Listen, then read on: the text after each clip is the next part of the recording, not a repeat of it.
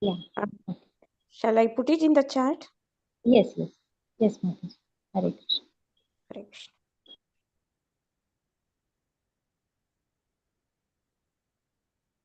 Hare Krishna. Namo Vishnu Padaya Krishna Prasthaya Srimate Bhakti Vedanta Swami Vidinami. Namaste Saraswati Devi Gauravani Kucharine.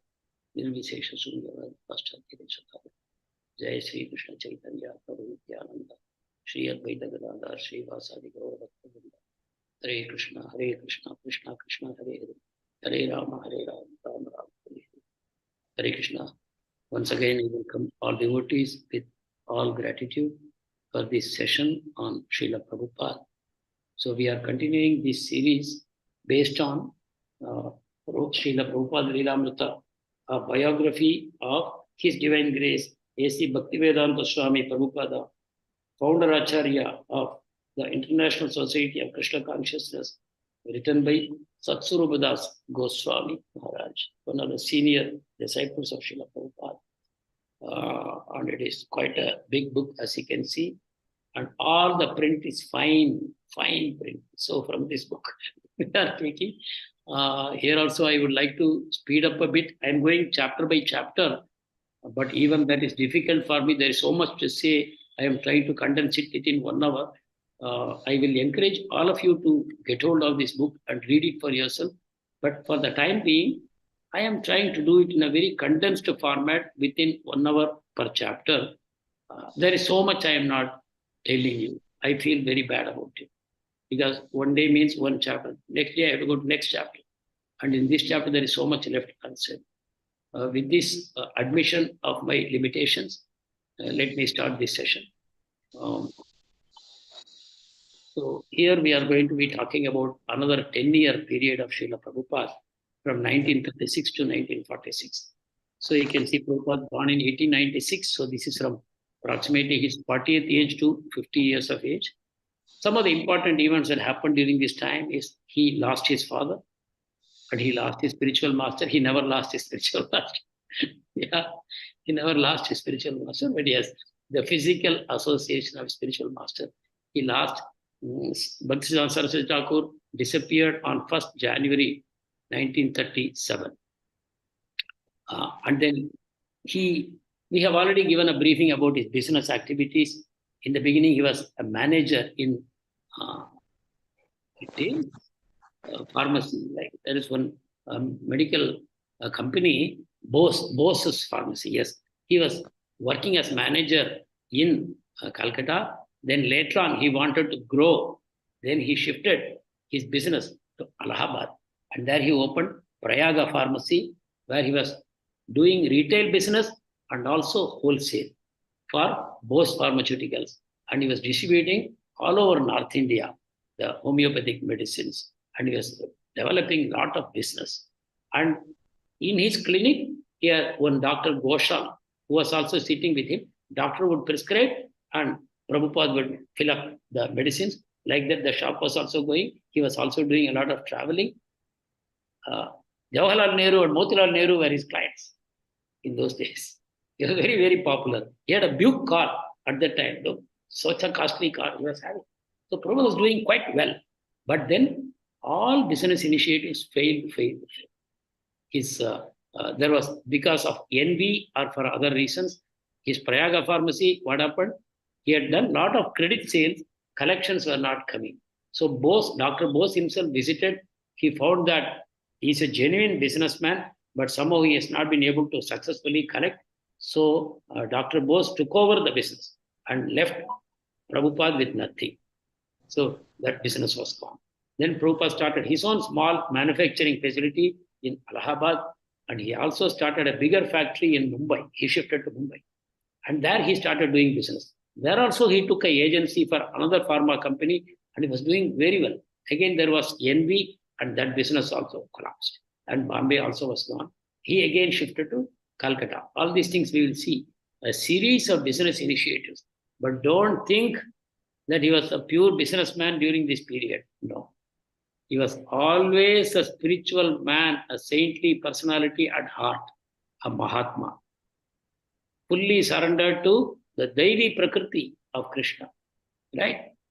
But externally, these were pastimes going on in his life.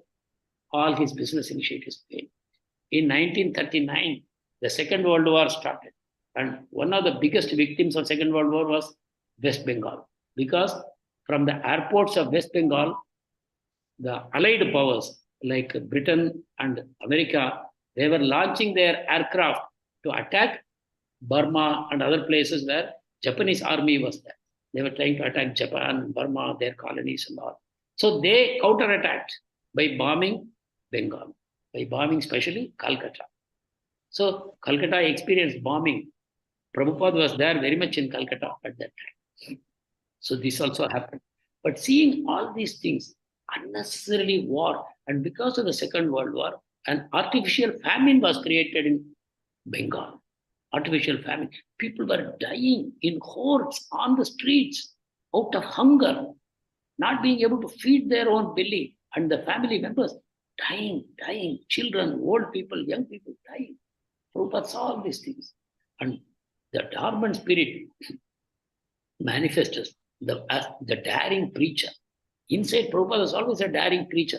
Not that he was not preaching all along, he was doing, but the spirit is rekindled by seeing what is happening. Prabhupada very much became, a fiery preacher at this point of time. And he got the title of Bhakti Vedanta from his godbrothers.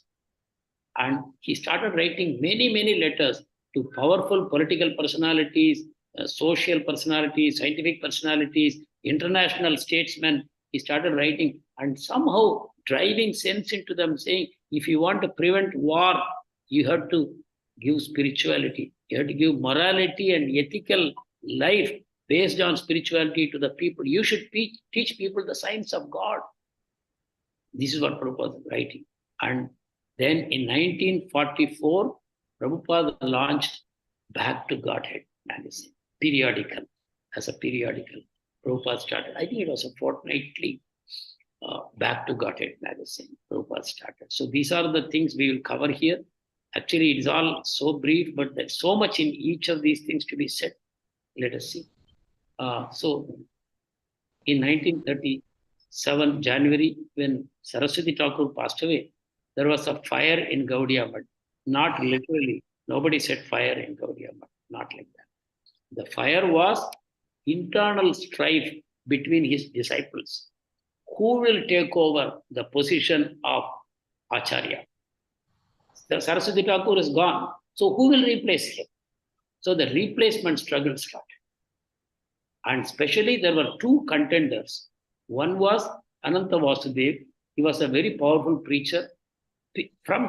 As a child, he came to Saraswati Thakur as a disciple. Very, very powerful personality. So he was one contender for that post. There was another person called Kunja Vihari. He was a powerful administrator. And he was also a surrendered disciple of Saraswati Thakur. He helped Saraswati Thakur to expand, to find places, to find powerful donors, to get Lakshmi, to open temples in so many places, to start the printing press. He was a powerful administrator. And he also said, I am the one behind this huge expansion. I should become the Acharya. So he started, the matter went to court, lower court to higher court to Supreme Court. So many cases were going on. Preaching stopped. Preaching stopped because people's attentions are somewhere. So the reason Gaudiya Math was started by Saraswati Thakur was to preach, but that purpose was not being achieved, unfortunately.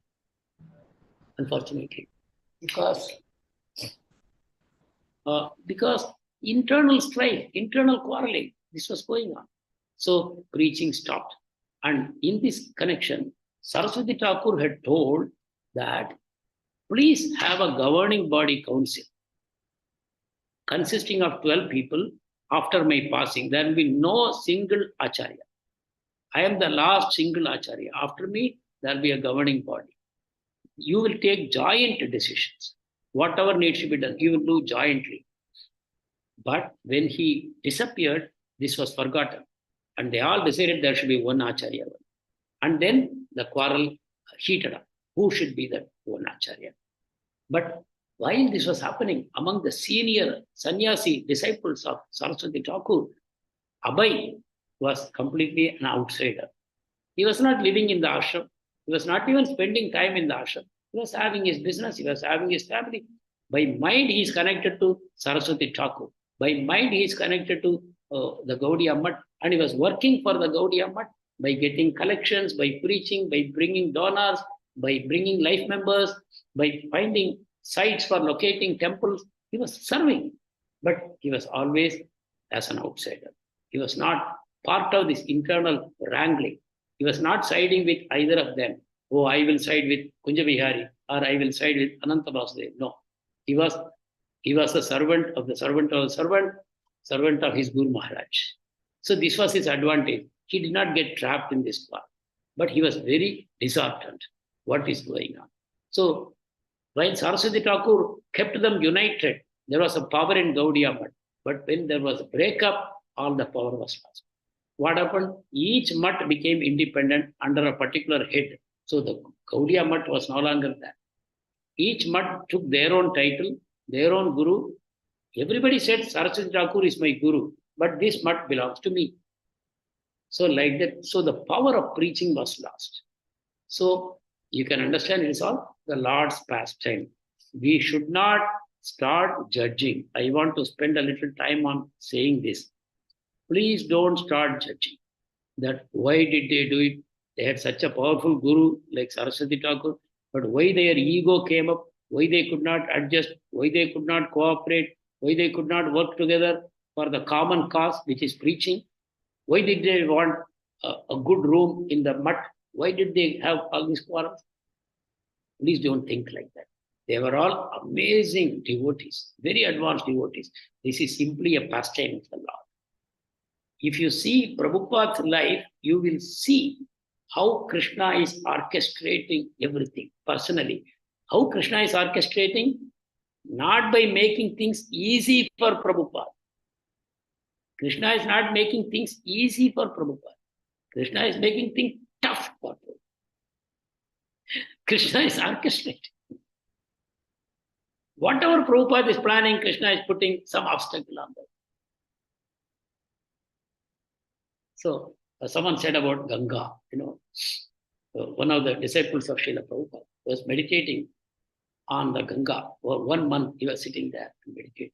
And by observing Ganga, he had so many realizations. One of the realizations was how he was in Rishikesh and watching the river flowing with great speed. He was seeing how this river is flowing towards the ocean. No obstacles. There are rocks on the way, mountains on the way, big trees on the way, plains and elevated grounds, whatever is there.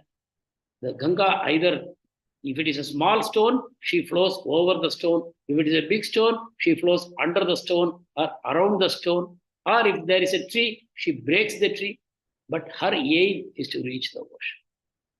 Whatever obstacles are there, she will find a way. Her goal is fixed. I should meet the ocean. And nothing can stop her. He thought, this is the way to become one-pointed in my goal to attain God. He came to India from America. And he had not met Prabhupada yet. But God was preparing him. He eventually met Prabhupada and surrendered. So like that. Here, so many obstacles. Krishna's support to Prabhupada at this point of time, if you see, what kind of help Krishna is giving? By putting obstacles in front of him. Nothing Prabhupada does will succeed.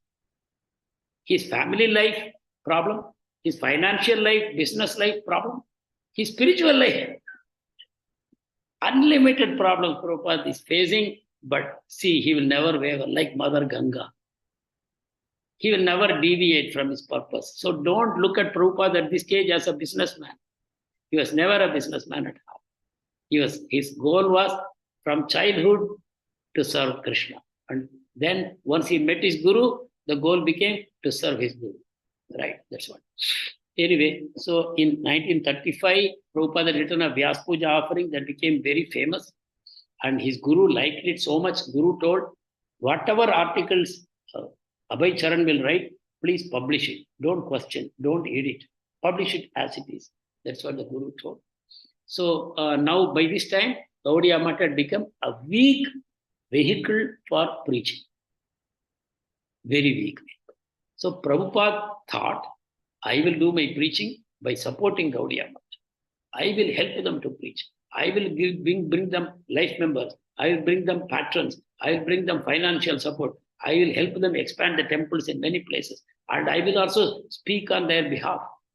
I will support Gaudiya Math to become a global movement so that the whole world can become Krishna conscious. So Prabhupada is always putting himself back.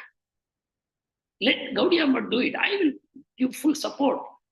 I will give support. His aim is to serve. His aim is not to push himself forward. Prabhupada. That's not his goal. But what Krishna is doing, Krishna has weakened Gaudiya Math. All along, Prabhupada was thinking, through Gaudiya Math, I will do all these things. But now, gone. Okay. So the Math is no longer preaching vehicle as Abhay had hoped. It is no longer possible. And multiple challenges from his family. Family was not cooperating. His wife was a devotee. Her name is Radharani Datta. Her father is a Gaudiya Vaishnava. So she is a devotee.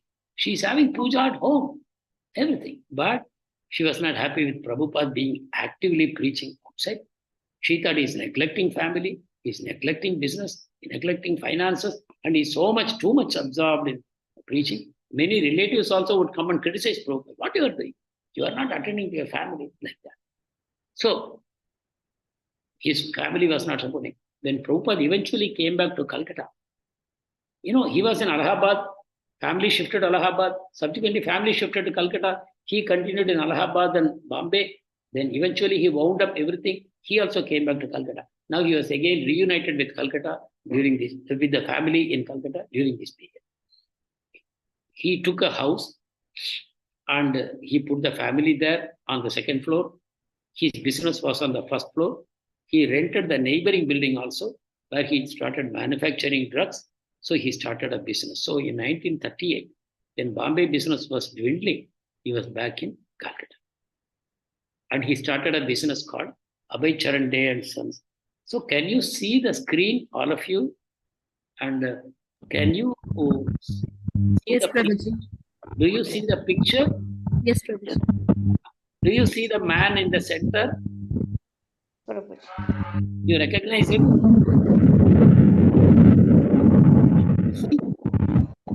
Prabhupada, no, Prabhuji? Yeah, the face in the center with that big mustache. That is Abhay Charan Day. And this was the business. And this is the advertising pamphlet for pain liniment that he was manufacturing. He was manufacturing other things also. This was one of the things he manufactured for relieving gout, rheumatism, and all pains. So this was one of the pamphlets he was having. And then he would give some additional information saying, if you want to be permanently relieved from all these pains, then he would recommend in that pamphlet, give up alcohol, give up meat eating. Like that, his preaching was there also. So if you want to remain healthy for a long time and he take up a spiritual way of life like that, he would be advertising there also. His mind was there. So he started this business. This business was doing well initially, but because Prabhupada was not paying too much attention to business, there also he would sit in his office and preach. He would bring the neighbors, he would bring friends and sit with them and start preaching. So some of the neighbors of Prabhupada at that time, they were also interviewed for this book. This book is an amazing biography. The information has been collected from so many sources, not only from Prabhupada, but from the records of Prabhupada, and also by interviewing many people who met Prabhupada. For example, they interviewed one bus conductor in US. Bus conductor was sitting on a park bench, and Prabhupada was also sitting in the park bench. There was a conversation between them. And in the conversation, this conductor was asking Prabhupada, what are you doing? Prabhupada said, I have a big movement for serving. Excuse me, just the power is going. 1 second.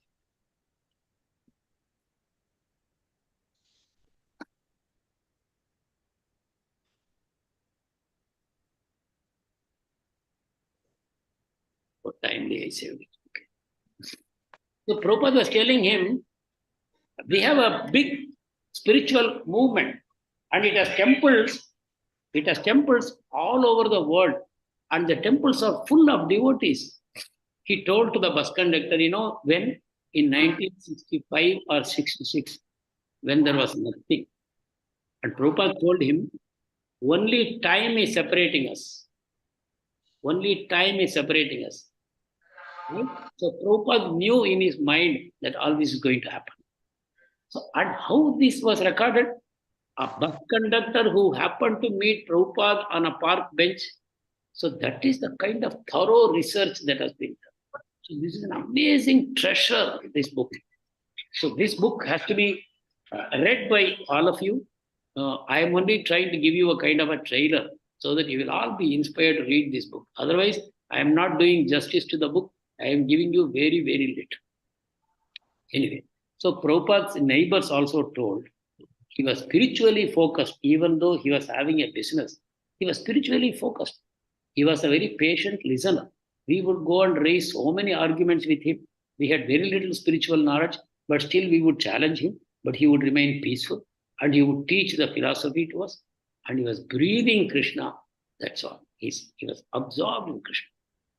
So at the same time, what happened? Because he was having a big house, and a big factory. Some of his god brothers came to stay there. Gaudiya Math had already broken up. So Sridhar Maharaj became a tenant in the neighboring building. He was having an ashram there. Devananda Saraswati Math, he opened a math there. And Puri Maharaj, Bhakti Sarang Maharaj, they were also his guests. They were all staying there. And during the day, they would have meetings discussing spiritual matters. So business was not his priority. Even though he wanted to do well and use the money for service, but still at this point of time, after facing so many failures and realizing now that it is more important to preach, his attention to his business was dwindling. So what happened? These sannyasis who were the neighbors in his flat, in his house, they decided to give him a title. In those days it was common for, in the ashrama, if they find a qualified person, they would give him a title. So here they gave him the title Bhakti Vedanta. So Prabhupada is very happy about the title because Vedanta means that is the highest in the Veda. And which part of the Veda? Bhakti Veda. So Prabhupada is very happy with this title, that this exactly describes what was in Prabhupada's mind also. He wanted to teach Bhakti Vedanta to the world. So this title was very appropriate. And see, some of the prophetic words of his Guru, he told whatever he will write, publish it. He told his publishers, whatever Abhay writes, publish it. No editing or no cutting, nothing. And he told Prabhupada, if you ever get money, print books. So these were his two main instructions. Go to the Western world and preach in the English language.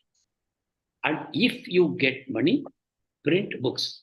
These instructions remained with Prabhupada as long as he was alive. And this is enshrined in the charter of ISKCON also. ISKCON also now lives by these principles only. The ISKCON temples are built based on the book distribution collections, primarily. So, Prabhupada set up two organizations, Bhakti Vedanta Book Trust and ISKCON parallelly. ISKCON runs the temples and Bhakti Vedanta Book Trust prints the books. And the temples will distribute the books. So whatever collection comes, 50% to the temple, 50% to the Bhakti Vedanta Book Trust for publishing more books. So this has been working so perfectly. See, Prabhupada did it in 1966. Today is 2023. Still, the arrangement is working perfectly. Nothing is changed. The administrative machinery that Prabhupada left, it is still working perfectly for ISKCON. And the third quotation by his Guru, very interesting. When Prabhupada was in Bombay, he helped them to set up a Gaudiya Math there. And at the inauguration, the God brothers told Saraswati Thakur that let us make Abhay the president of this temple. He is doing excellent work.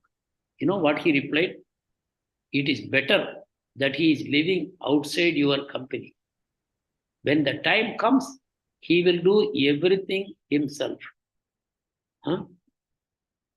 What amazing word. Perfectly prophetic. It is better that he is living outside your company. At that time, Gaudiya Math was not broken. 1 year before it was going to break. It is better that he is living outside your company. When the time comes, he will do everything himself. And exactly like that happened. This is the connection of Guru Sishya Parampara. The Guru knows the disciple knows the Guru. Okay. And in 1939, Prabhupada wrote the introduction to Gita Upanishad. This is the essence of Bhagavad Gita. Even today, the introduction you see in Bhagavad Gita, that is the book that he wrote in 1939. A small book, which is Introduction to Bhagavad Gita, which is there in our book, in our Bhagavad Gita today as introduction. That 40-page introduction. It's a very, very, very powerful. Because when Prabhupada did not have the whole Bhagavad Gita, this book was distributed in the Western world. Introduction to Bhagavad Gita. And with that, so many people became devotees. So every word of Prabhupada is very, very powerful. So this was the book that he, 1939. And then Prabhupada recollected one meeting he attended. That was called Vidya Ratna. Vidya Ratna means the jewel of education. That means in this meeting, they were so proud of education, especially Western education, which teaches you there is no God. Everything is theory of evolution only. Matter is only evolving. Life came from matter. As matter evolves, life happens as a byproduct. Does everyone understand what I am saying? They say, the scientists say, it is only matter. There was a big bang, that was also matter. And the matter started expanding and combining in different ways. Then the elements came, compounds came, the building blocks of life came, the amino acids came, everything by random combinations over millions of years. And then life came. So life has no significance in itself. Life is simply a combination of chemicals. When the combination changes, life disappears. That's all. There is nothing like reincarnation, rebirth, soul, karma, nothing. Everything is accident. The whole world happened by accident. If you read Bhagavad Gita, Krishna says the same thing. I think it is in the 17th chapter. That was the philosophy of this. So in this Vidyaratna meeting, they were talking like that. Where is God? There is no God. Everything happens by accident. If there was a God, he would have come by now. People are fighting in the name of God. Somebody says Hindu God, somebody says Muslim God, somebody says Buddhist God. So much fighting is going on. Why Krishna? God has not come down. He could have told people, no, I am God, see, understand. He could have resolved. He has not come. And there is so much problem in this world. There are atheists, they are criticizing God. Still God is not disturbed. So there is no God. And it was a meeting attended by a lot of young people. Prabhupada also was there in that meeting. And Prabhupada says, because I was born to a pure Gaudiya Vaishnava who guided me from childhood, I was not disturbed by this meeting. I understood exactly what is wrong. But many, many young people who attended that meeting, they got influenced because very powerful scholars were speaking. And many of them became disillusioned. They became agnostic or atheist. So Prabhupada then only thought that I should do preaching to give spiritual knowledge to people so that we can stop this kind of misguided propaganda, which is destroying the culture of the world. So like that, Prabhupada.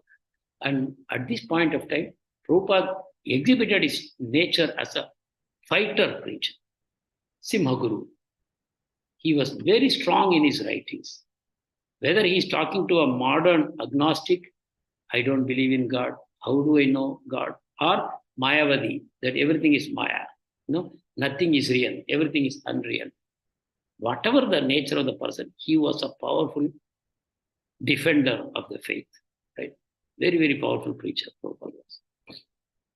And the times were bad. The period we are talking about. The scholars Who are the scholars? The scholars are all educated by Western education. There was no Gurukul. All of them are Western educated, either in India or they went abroad and learned, like you see Mahatma Gandhi, or if you see Jawaharlal Nehru. All these people were Western educated. They were the leaders of Indian society. They were scholars with Western knowledge. So either they had a Christian leaning or they were atheistic people. They had an inner hatred, Prabhupada says, for personality of Godhead. They always propagated that if at all there is God, is only some energy, some force. He is not conscious. Or matter. Matter or force or energy, something, but definitely not conscious person. So this is the prejudice of the scholar. Why it happens? Very clearly our scriptures say, if you try to know God through mental speculation, you will only, at the highest point, you will come to the conclusion that God is not a person. God is simply a force or a power. That is the highest you can reach through mental speculation. Only when you connect to the mercy of the parampara, you can understand God as a person. There is simply no other way. Your intellect will fall short. Okay? Because if you know creation of God, if you study from Bhagavatam, then you will realize the Supreme Lord Krishna, he expanded as Vishnu, and through Vishnu, the universes expanded. Then Vishnu entered into the universes as Garbhodakashayi and Kshirodakashayi. He entered into every atom like that. And then the living entities which entered into these universes, they developed what is called false ego supported by material intelligence, material mind, and material senses, and a physical body. So all these things happened subsequently. So the intelligence what we have is material intelligence. It, even at the highest point, it is only material. It cannot reveal spiritual topics. So how to know spiritual? It has to descend from God only. So the scholars' prejudice, unfortunately, the scholars were all believing in impersonalism. So this is what Prabhupada's observation. And Gaudiya Math had stopped printing. No more their presses were working. Their presses have been sold for fighting the court cases, The presses with so much fervor, Bhaktisiddhanta Saraswati had purchased to print spiritual books. He wanted to print a daily newspaper also. He did. Daily newspaper. Spiritual daily newspaper. Can you imagine? He did that. But now the presses had been sold. Nothing was happening. And Gaudiya Matha, people were fighting with words. And outside Gaudiya Matha, non-devotees were killing each other with weapons. Second World War. The point is important because when the devotees are fighting among themselves, who will help the non-devotees? People who are not connected to Krishna, they are killing each other because of ignorance. The knowledge, the light of knowledge has to be given by the Vaishnavas. But unfortunately, here in Gaudiya Math, they were fighting among themselves. So, how can they give this knowledge to others? So, again, the world is waiting for Prabhupada at this point of time. Saraswati Thakur has disappeared, and Prabhupada is yet to manifest his glories. So, this is the time. Within Gaudiya Math, verbal fighting, outside, physical fighting, and killing and murdering. This is going on. And this building, what I have shown here, is the place where Prabhupada lived. Yeah, Prabhupada lived. So I picked up from various places, just put them here. And yeah, so 1939, Second World War started. And India was a British colony. And Britain was fighting the World War, correct? In fact, Britain was facing direct attack from Germany. I don't know how many of you know this history. I think most of you will know about Second World War. Second World War, Germany, Japan, and Italy, they became one axis. They were called Axis powers. Germany was headed by Hitler. Italy was headed by another dictator called Mussolini. And Japan was headed by the emperor, another dictator. These three people joined together. Germany at the time was very, very, very powerful. They had a very powerful army. It was a dictatorship under Hitler. They joined together and they started conquering the world. And they attacked France and they attacked Britain. Germany attacked. And Germany also attacked Russia. So what happened? Russia, France, and Britain, they came together as allied powers. And there was fighting. No, so Britain is the ruler of India. India is a dominion of British. So naturally, India was also pulled into the war. Indians had no interest in the war. It's a European war. Indians have no interest at all. But the Britain, they were exploiting India already for resources. Now Britain wanted to exploit India for people, for the army. They wanted to recruit people from India. Winston Churchill was the Prime Minister of Britain. So he said, oh, all these useless fellows from India, you recruit them. They have a huge population. You recruit them for the army. No, sir, they are not joining. Oh, they are not joining. Do one thing. Make the prices of food sky high. Nobody should be able to buy.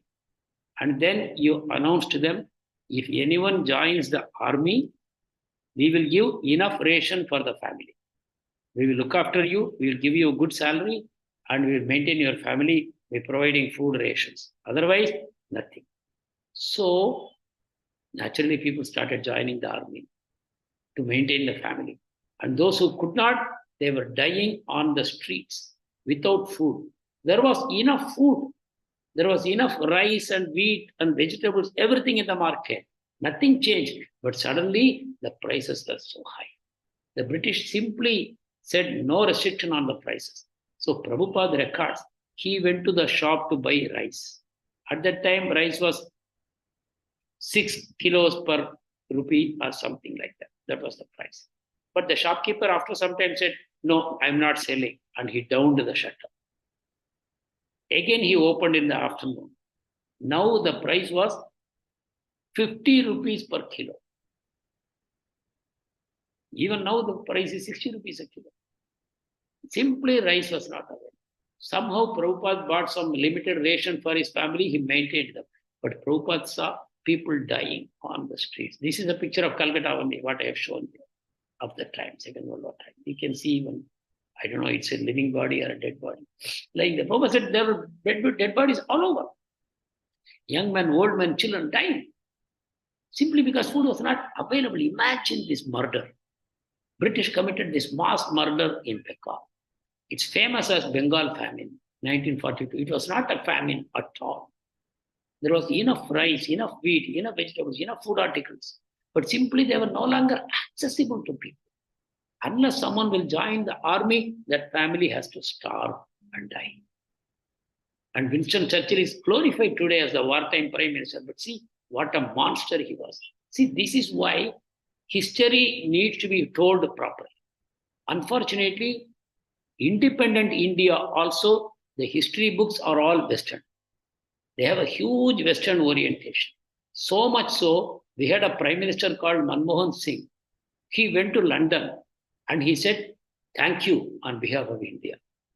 Why? Because he gave us the railways, he gave us the postal system, he gave us a nice administrative service.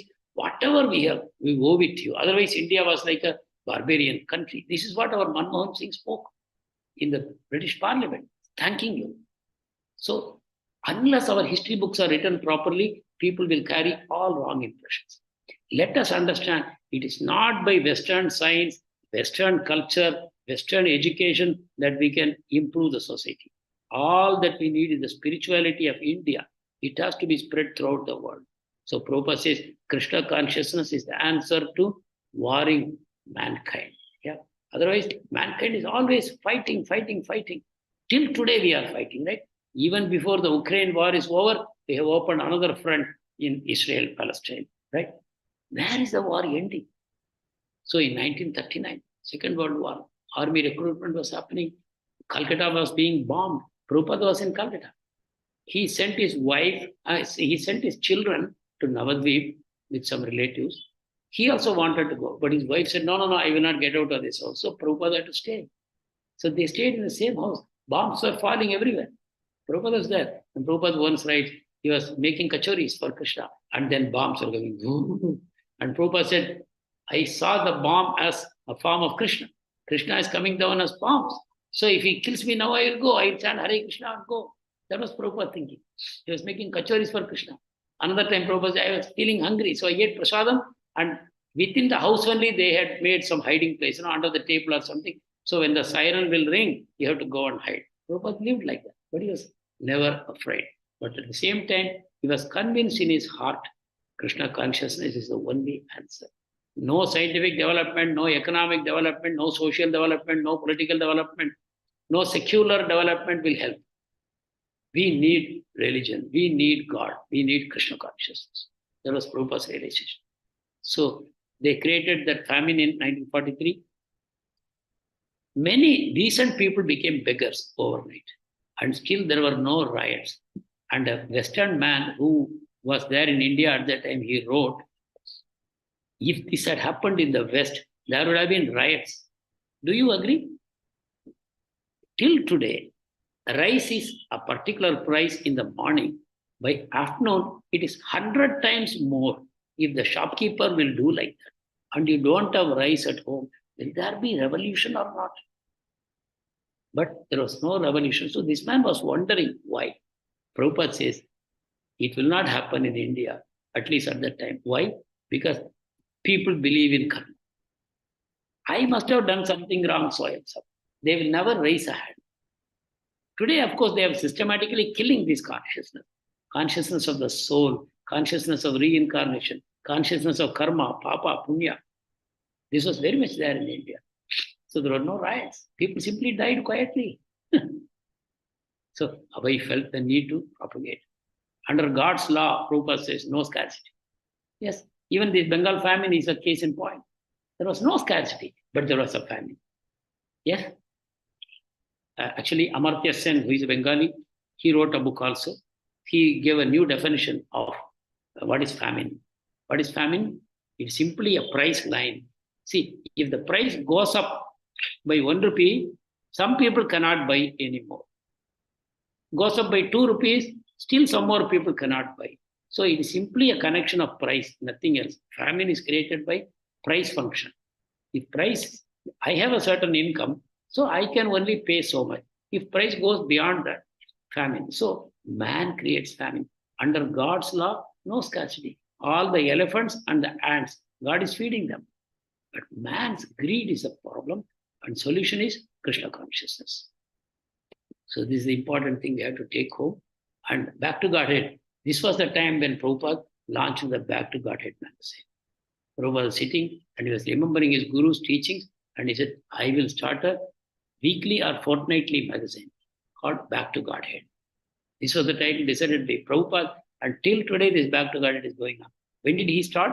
1944 was the first issue. And you can, the top portion what you see is what Prabhupada started. And the bottom portion what you see is what his disciples started on the advice of Prabhupada, Back to Godhead.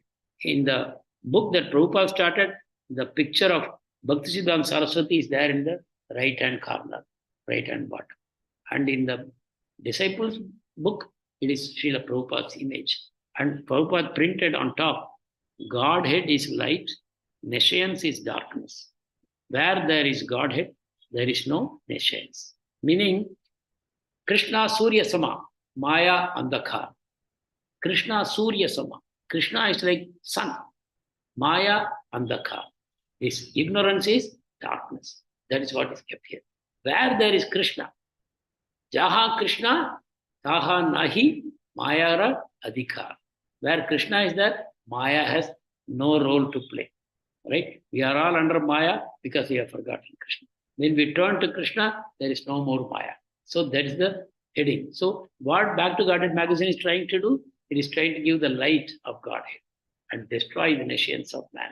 Through that, we can put an end to scarcity, we can put an end to war, we can put an end to misunderstandings, we can create heaven on earth. So that is the purpose of Back to Godhead. So Prabhupada started in 1944. He got ready. He wrote all the articles. And in the book he wrote, edited and founded under direct order of His Divine Grace, Bhaktisiddhanta Saraswati, by Mr. Abhay Charan De. This was the first edition. So under direct order. You remember, Prabhupada was told, preach in the English language and print books. So Prabhupada wrote under direct order of Bhaktisiddhanta Saraswati. So he arranged the best press, Saraswati Press. He arranged the best agents who had an all India reach to distribute the books within India and abroad. He kept everything ready. Then he went for paper, no paper. Why? Wartime economy, everything is ration, especially paper. Paper they were not giving. After a huge struggle, writing many, many letters, he got some paper. He published the first book with 44 pages back to Guardian. And in the book, directly he was addressing the war. Why war is happening, how we can stop the war, how mankind's suffering can be ended only by spirituality. He was quoting many statesmen of the Western European countries. You will be amazed. How did Prabhupada collect so much information? Prabhupada was reading the newspapers. But not like us, he was reading. He was reading the newspaper for his own propaganda purpose. So he would quote Mahatma Gandhi, he would quote Jawaharlal Nehru, he would quote Dr. Radhakrishnan, he would quote Winston Churchill, he would quote George Bernard Shaw, he would quote other American politicians and say what they are saying. And he would add his comments there. Like that, amazing. I really wish to read some of these things for you, but I don't think time will permit. And then in that same magazine, there was an advertisement for Bhagavad Gita he is going to write. He said, if anyone wants, you can advance book it now and the book will be sent to you like that. Bhagavad Gita, he was planning to translate and print. That was there in the BTG. But only 2 issues came, again it stopped. But Prabhupada continued to write articles. Whenever possible, I will print. He is never stopping his work. Oh, no paper, I will stop writing. No, continue to write. Whenever time permits, I will publish. So he was never wasting his time. Okay, so around this time, Prabhupada started getting some dreams. The dream was his guru would appear in the dream and say, take sannyas. Prabhupada was horrified. What a horrible dream. How can I leave my family and business and take sannyas? I have so many responsibilities, Prabhupada thought. But that dream again came. The third time, Bhaktisiddhanta Saraswati Thakur said, follow me. He was going in front saying, follow me. Again, Prabhupada understood that he wants me to take sannyas. After the third morning, Prabhupada did take sannyas. We will see in the future sessions. So, 1945, this was the time Prabhupada was trying to grow his business. The first dream came, Prabhupada ignored it. No, how can I do? He started a big business in Lucknow. Very big factory in Lucknow at a cost of 50,000 rupees. Imagine 1945. 50,000 rupees in 1945, Prabhupada could raise. How powerful he must have been. Imagine. So it was very costly, but the business was doing very well. Lot of money was coming. The materials were coming from Calcutta to Lucknow, and he was manufacturing and distributing. And in this factory, there were ghosts. So for that reason, it was lying vacant for a long time. But Prabhupada took it boldly. And one day, the workers came running to Prabhupada and said, oh, there are ghosts, we cannot work. There are too many ghosts, they are disturbing us, we are afraid, we are going. So the ghosts were disturbing. In whatever way, they were disturbing. Then Prabhupada took his bead bag and he went around the whole factory, he chanted the holy name and he sprinkled the water from the conch shell and gone, ghosts, no more ghosts. For a long time, such a big building was vacant because people were afraid. There were really many ghosts there. But Prabhupada, the pure devotee ghost, chants Hare Krishna Mahamantra and sprinkles water. They are all liberated. All the ghosts liberated. And factory continued. Anyway, there are a couple of other things. The problem here was he wrote a letter to his servant Gauranga. He was in Calcutta with his family. He said, you come and join me, help me in the factory. But the factory did not allow, the family did not allow him, saying, no, we need him here. So the conflict between family and his preaching work was intensifying. There was too much conflict. His wife was a devotee. She was a Gaudiya Vaishnava devotee. Her name was Radharani Datta. He's from a traditional devotional family. But only thing, she did not want Prabhupada to preach. She wanted him to focus on family business. not to preach. We will do devotion at home peacefully. Where is the need for preaching? So his preaching was never appreciated. And she also showed her resentment by when Prabhupada is downstairs preaching, she will sit upstairs drinking tea. There is so much repetition of tea in Prabhupada's Lilamrt. Prabhupada hated tea because Prabhupada saw that tea was introduced by British only. He saw actually happening. There was no tea habit in Bengal. But they came, they started distributing it free. And slowly, people started drinking. And one fine day, the tea disappeared. And when people wanted it, you have to pay for it. It's an addiction. Tea, coffee is all addiction. Why in ISKCON we say no tea, coffee, not only alcoholic drinks and drugs, we say no coffee, tea, because it's also addictive. So they addicted the whole Bengalis. So Prabhupada hated this tea business. So his wife was drinking tea with her family. So Prabhupada was very unhappy. I am working for them. I am developing a business for them, but they are not cooperating in my preaching activities. Anyway, what happened? Lucknow business also failed, where Prabhupada staked everything, huge money, huge investment, but he could not pay rent. And after some time, he could not pay wages. That was the end of this business. So this is a special mercy of Krishna. Yasyaham anagrihnami harishetad dhanam sane. Krishna says in Bhagavatam, when I want to give my special mercy to a particular devotee, I take away whatever attachments he has. So he made Prabhupada really pauper, nothing, taken away everything. So Prabhupada spoke to his godbrother, Sridhar Maharaj, and he confirmed, yeah, it looks like Krishna is doing this to you. Business was doing well, suddenly collapses. Every effort is failing. So this was Krishna's way of telling him, it is time for you to take up the challenge of preaching. So up to now, as I said, Krishna was only putting obstacles. That is Krishna's service to Prabhupada, putting obstacles. So that finally now, Prabhupada will prove single-handedly that Krishna consciousness works. Going alone at the ripe old age of 70, with no money, with no backing, with poor health, with no particular assets and no one who knows him in America, he goes and he demonstrates. So that we'll see in the coming weeks. So this is the end. Unfortunately, I am not able to read the excerpts from some of the articles written by Prabhupada. Amazing articles. But because of lack of time, I will not take them up. If any of you have any comments or any questions, please ask. Hare Krishna. Hari Bol, Prabhuji. Very fine class, Prabhuji. You got so much of knowledge. Prabhupada. Thank you, Mataji. Please read the book. Hare Krishna. Hare Krishna. Thank you so much for the wonderful class, Prabhuji. Yes, we understand that there are lots to read from your class. We have to buy the book and read, Prabhuji. We have to read the books written by Prabhupada. We have to also read about Prabhupada. There is so much to read. Yes. Thanks. Hare Krishna. One thing is approved, Prabhuji, like the life of a devotee is very